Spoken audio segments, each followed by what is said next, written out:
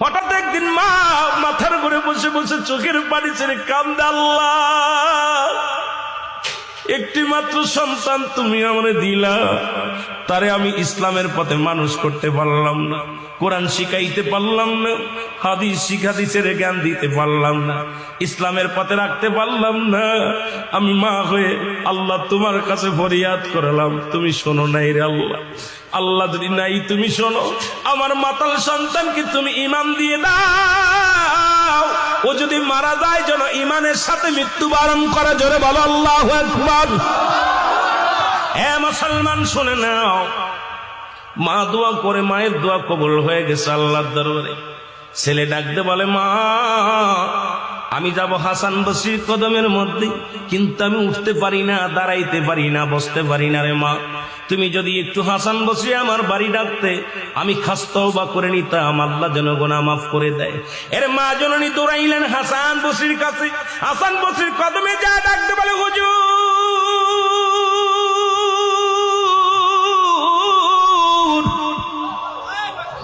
আমার মাতাল ছেলে তওবা করতে চায়, কালেমা পড়তে চায়, আপনি যদি আমার সাথে একটু আমার বাসায় যাইতেন গো, তাহলে আমি অত্যন্ত খুশি হতাম আপনার উপরে।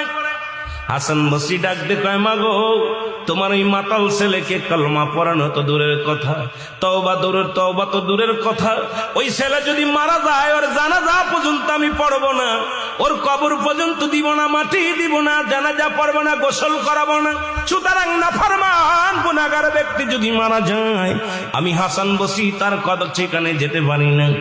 মা জননী কাঁদতে কাঁদতে চলে আসলেন বাড়ি এসে দরজা খুলে সন্তানের মাথায় হাত বোলাইয়া দিলেন। ছেলে ডাকতে বলে, মা হাসান বসরি কি আসছে? কয় না। কয়, মা গো কেন আসলো না? কয়, তোর মতো মাতাল কেসে কালেমা পড়াবে না, তোর মতো মাতাল কেসে তওবা করবে না। ছেলে চোখের পানি ছেলে ডাকতে বলে, মা গো,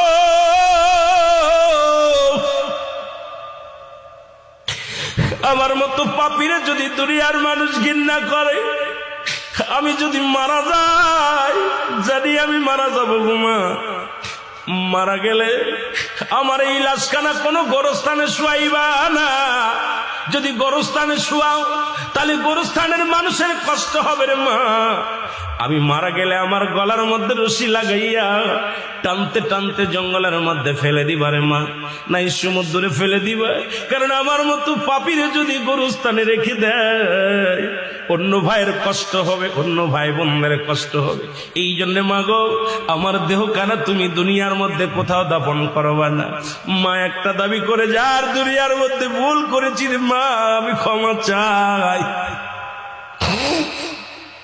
কানতে কানতে সন্তান দুনিয়া থেকে বিদায় হয়ে গেল। আল্লাহু আকবার বলুন।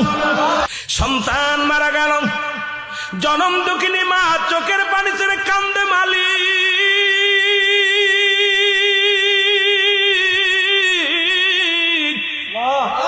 আমি অপরাধী, আমি গুনাহগার, একটা মাত্র সন্তানকে আমি দিনের বুঝ দিতে পারি নাই। সন্তান মারা গেল, এই লাশ আমি কোথায় রাখবো? এই মরা দেহখানা আমি কোথায় ফেলে দিব রে আল্লাহ? সন্তান তো বলে গেছে, মা তুমি আমার গলার মধ্যে রশি লাগাইয়া বনের মধ্যে ফেলে দিবা, নাই পানিতে ফেলে দিবা। এখন আমি কি করি? চোখের পানি ছেড়ে কান্দে। এমন সময় হাসান বসরি দরজার মধ্যে হাজির। মারহাবা বলেন না? হাসান বসরি যখন দরজার মধ্যে হাজির হয়ে গেছে, দরজা খুলে দেখে হাসান বসরি রাহমাতুল্লাহ উনি ঘরের মধ্যে হাজির হয়ে গেছে গো। ডাকতে বলে, হুজুর আপনি আমার ঘরে? কই, মা গো, তোমাকে বিদায় করে দিয়া আমি জোহরের নামাজ পড়ে যখন যাই নামাজের পর ডান হাত মোবারক মাথার তলে দিয়ে ঘুমাইছিলাম, ইলহামের মাধ্যমে শুনতে পারলাম, হাসান, যে মা তার সন্তানের জন্য ক্লাতি করে রে,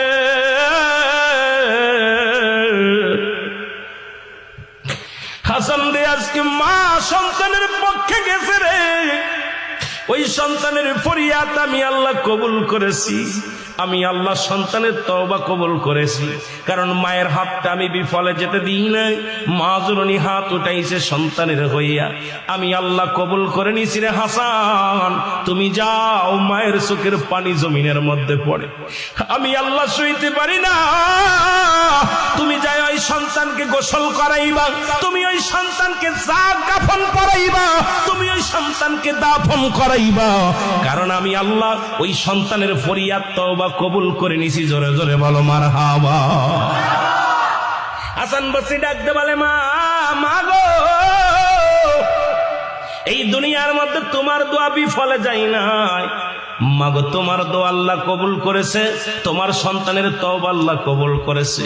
এ মুসলমান, আজকে সেই সমাজ, এ মুসলমান, এমন মা বাবা যদি কোন সন্তানের পক্ষপাতী করে গো, তার কপাল খুলে যায়। আজকে অনেকেই ওয়াজ শুনি কিন্তু মা বাবার সাথে খারাপ ব্যবহার করি। অনেক বক্তা মা বাবার ওয়াজ করে কান্দি, অথচ মা বাবার খবর নিই না। ও মুসলমান, আজকে মা বাবা বৃদ্ধ আশ্রমে, মা বাবা বুড়া বয়সে কত কষ্ট করে রে মুসলমান। আজকে মা বাবার হক আমরা আদায় করতে পারি না, আল্লাহর দরবারে কি জবাব দিব রে মুসলমান। আমি এই জন্য আমি আপনাদেরকে বলে যাই, তওবা করবা বেশি বেশি, আর মা বাবার যত্ন করবো বেশি বেশি গো। মা বাবারেও খুশি রাখবা, আমার আল্লাহ রাসূলকেও খুশি রাখবা, ইসলামের বিধান মেনে চলবা, দুনিয়া আখিরাত দুইটাই শান্তি পাবা। জোরে জোরে বলেন ঠিক কিনা?